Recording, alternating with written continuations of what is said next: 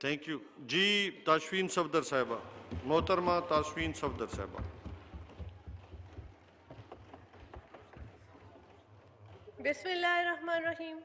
Thank you chairman साहब। आज इस हुकूमत का तीसरा बजट है जिस पर मुझे बोलने का मौका मिला है और मुझे ये कहते हुए बहुत खुशी हो रही है कि हर गुज़रते साल और हर गुज़रते लम्हे के साथ मईशत में कोई शक नहीं कि बहुत बेहतरी आई है, क्योंकि जिस तरह की मईशत हमें मिली थी उसको इस हद तक लेकर आना एक बहुत बड़ी बात थी। और इसमें कोई शक नहीं कि हमारी मईशत की तारीख का सुनहरा बाब है जो रकम हो रहा है।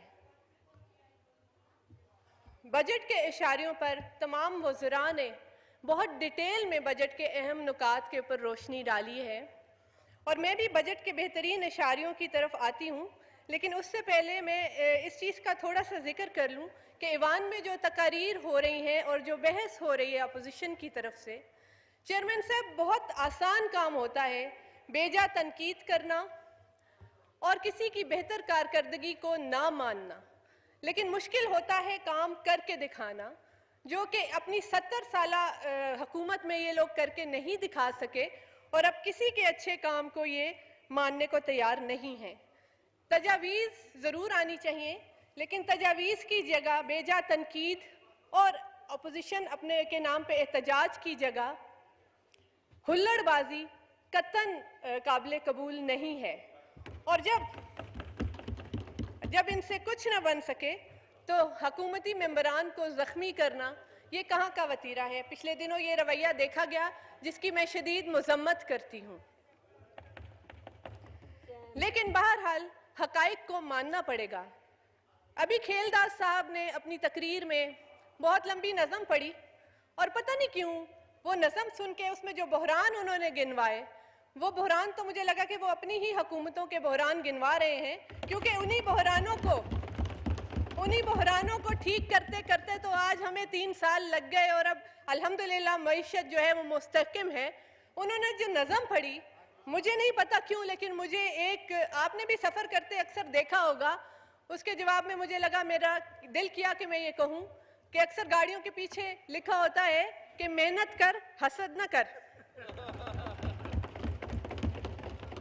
और कुछ दिन पहले की बात है, 2 दिन पहले मेरी वहाँ से एक बहुत मोअज़्ज़ज़ मेंबर हैं, वो अपनी स्पीच करते हुए फरमा रही थी कि इस दफ़ा का बजट पढ़ के मुझे डिज्नीलैंड की याद आ गई, मुझे डिज्नीलैंड के चलते फिरते कैरेक्टर और झूलों का ख्याल आ गया।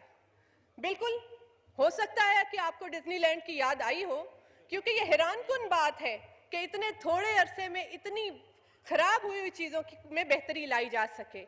लेकिन मैं आपको ये बता दूं कि हमारे मुल्क की 60% से ज़्यादा आबादी वो है जो कि डिज्नीलैंड नहीं जा सकती या अंग्रेज़ी मीडियम स्कूलों में जाकर भी डिज्नीलैंड की कहानियाँ नहीं पढ़ सकती, क्योंकि अक्सर निज़ाम तालीम तो हम ला रहे हैं और इंशाल्लाह अब ऐसा होगा कि सब कुछ पढ़ सकेंगे।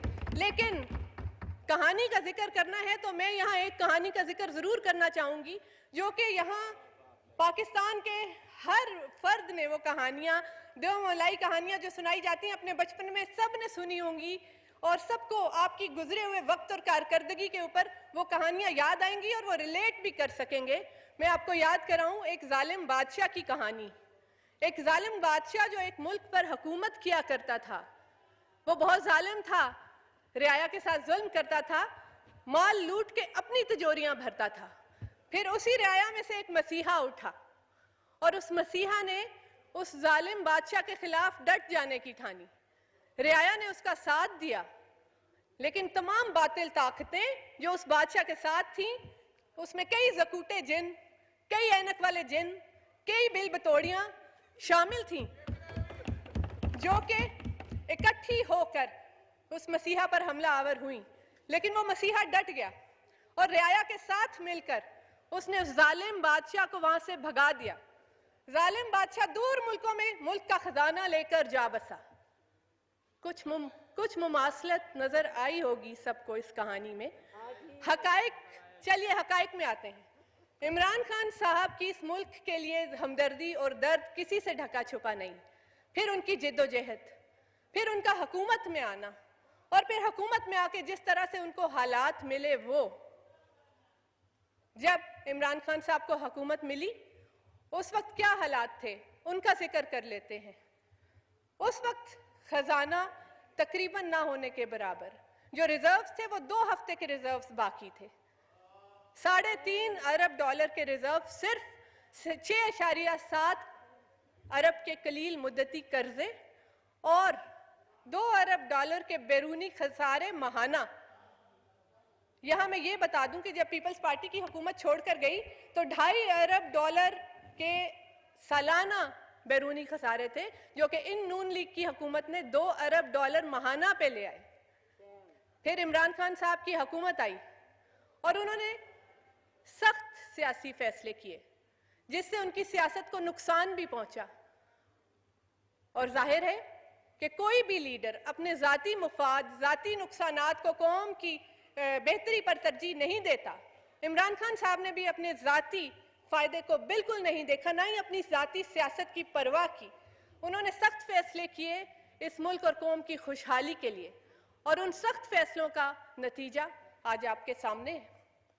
उस वक्त जो हमारा बैरूनी खसारा था, जब पाकिस्तान तहरीक इंसाफ की हुकूमत आई तो वो फौरन पहले 8-9 महीने में $2 अरब से $1 अरब यानी आधे पर आ गया, और अब पाकिस्तान बैरूनी खसारे से आज़ाद हो चुका है, बल्कि सरप्लस में है। और ये पाकिस्तान तहरीक इंसाफ की बहुत बड़ी अचीवमेंट है। इसी के साथ इस साल बेहतरीन GDP ग्रोथ रेट 3.94, तारीख की बेहतरीन ज़रई पैदावार, और इसके अलावा हर शोबे में, चाहे वो एहसास प्रोग्राम हो, कामयाब जवान प्रोग्राम हो, माहौलियात, सनत और तजारत, बैरून मुल्क पाकिस्तानी को उसके वोट का हक दिलाना, किसान के हक की बात, ज़राअत की बेहतरी, सेहत कार्ड की सहूलत, यकसा निज़ाम तालीम या फिर गरीब का घर, हर चीज़ शोबे के अंदर बेहतरीन। कोविड की मुश्किल तरीन सूरत हाल में भी बेहतरीन तरीके से काम किया गया कि दुनिया पाकिस्तान की मोतरफ हुई।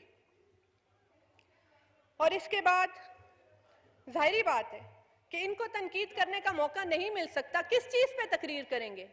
हर चीज़ में तो बेहतरी है इस बजट के अंदर, लेकिन मैं दाद देती हूँ इमरान खान साहब की कि इन्होंने इन लोगों की सियासत को सिर्फ चीनी महंगी हो गई और चीनी सस्ती हो गई तक महदूद कर दिया। इसके आगे ये कुछ नहीं बोल सकते। उसकी रीज़न ये है क्योंकि जब इतनी चीज़ें बेहतर हो गई तो अशियाए खुर्दनोश और चीनी हर चीज़ सस्ती हो जाएगी। महंगाई का रोना रोते हैं तो महंगाई औसत शरह इनकी हुकूमतों में सबसे ज़्यादा थी, जबकि अब महंगाई नहीं है। तो ये क्यों नहीं बताते कौम को कि इन्होंने महंगाई भी रखी और कौम को उधार भी खिलाया और बच्चे बच्चे को कर्ज में डुबो भी दिया। रियासत मदीना की बात करते हैं जिस पे ये तंज करते हैं, मजाक करते हैं। हमारे एक मेंबर ने कहा कि एवरेज माइंड्स की यही बात है कि वो तंजो मजाक ही कर सकते हैं क्योंकि कारकर्दगी तो दिखा नहीं सकते। रियासत मदीना के दो ही मेन असूल थे। पहला इंसाफ, जो कि तहरीक इंसाफ की बुनियाद है, और दूसरा कमजोर का तहफ़्फ़ुज़, जो कि तहरीक इंसाफ का मिशन है। हुक्मरान जो होता है वो पालनहार होता है। कल यहां से मेरी एक बहन फरमा रही थी कि अगर कुत्ता भी मर जाता है तो हुक्मरान जो होता है वो उसका जवाबदेह होता है। बिल्कुल सही कहा आपने, और हम भी यही चाहते हैं कि ये सिस्टम, ये मुआशरा इसी तरफ को चले। लेकिन आप सिंध की भी तो बात बताएं कि वहां भी क्या, हाँ, लेकिन वहां तो कुत्ते नहीं मरते, कुत्ते के कांटे से इंसान मरते हैं। तो हमें ये बता दें कि क्या इंसानों के भी जवाबदेह, इंसानों की मौत के जवाबदेह भी आप कभी होंगे या नहीं होंगे? और हम तो इसी तरफ आ रहे हैं कि रियासत माँ होती है, रियासत माँ का दर्जा रखती है। और इस दफा का जो बजट है, वाइंड अप प्लीज, इस दफा का जो बजट है वो रियासत मदीना की पैरवी का मुंह बोलता सबूत है। इसमें बॉटम अप अप्रोच का नजरिया दिया गया है, जिसका मतलब होता है कि गुर्बत का खात्मा और गरीब की बराह रास्त मुआवनत करना। इसमें 40 से 60 लाख खानदानों की मदद का बेड़ा उठाया गया है। और इसके अलावा पनागाहें, लंगर खाने इस सिलसिले का मुंह बोलता सबूत है। वो कहते हैं कि काश से ऐसी बस्ती हो जहां रोटी भूख से सस्ती हो, वो बस्ती काश तुम्हारी हो, वो बस्ती काश हमारी हो। और इमरान खान साहब ने ये सच कर दिखाया कि रोटी को भूख से सस्ता करके दिखाया। और हमारी कोशिश है कि कोई भूखा ना सोए इस मुल्क के अंदर। पूछते हैं आखिरी कि आपने किया क्या है, पूछते हैं कि आपने किया क्या है। ये बात आप लोग नहीं समझोगे क्योंकि ये एक लंबा सफर है। ये सफर है keema and dal is waiting for you से लेकर एब्सोल्युटली नॉट तक का। ये सफर है अपनी तिजोरियां भरने से लेकर गरीब का पेट भरने तक का। ये सफर है बाहर वीआईपी जगह पे जाकर अपना इलाज कराने की बजाय गरीब को इलाज की सहूलत घर में देने तक का। और ये सफर है सूखते डैमों के बावजूद खुद मिनरल वाटर पीने की बजाय सरे महल और इवन फील्ड बनाने की बजाय गरीब को उसकी छत दिलाने का। और हाँ, जिस तरह देव मलाई कहानियों में हमेशा एक मुस्बत अंजाम होता है और रावी चैन ही चैन लिखता है, इंशाल्लाह अब पाकिस्तान में भी ऐसा ही होगा। मुझे यकीन है उठेगा नाल हक का नारा, जो मैं भी हूँ और तुम भी हो, और राज करेगी खल्के खुदा, जो मैं भी हूँ और तुम भी हो। आखिर में अपने हल्के की, अपने इलाके की एक बात करूँगी।